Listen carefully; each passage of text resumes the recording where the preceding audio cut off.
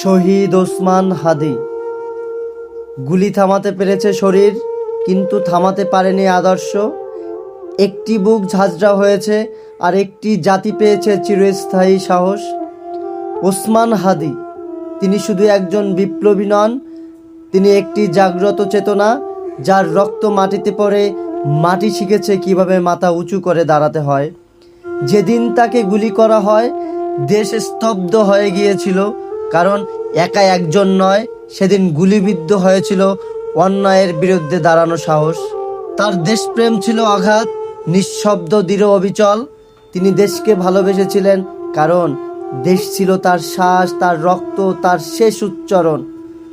কোটি মানুষের অনুপ্রেরণা হয়ে তিনি চলে গেছেন, কিন্তু রেখে গেছেন প্রশ্ন, আমরা কি সাহসী হতে পেরেছি তার মতো? আজও যখন অন্যায় মাথা তোলে, কেউ একজন নীরবে বলে ওঠে ওসমান হাদির নাম, আর সেই নামেই ভয় একটু পিছিয়ে যায়, সাহস একটু সামনে আসে। শহীদ হওয়া মানে মৃত্যু নয়, শহীদ হওয়া মানে চিরদিন বেঁচে থাকা।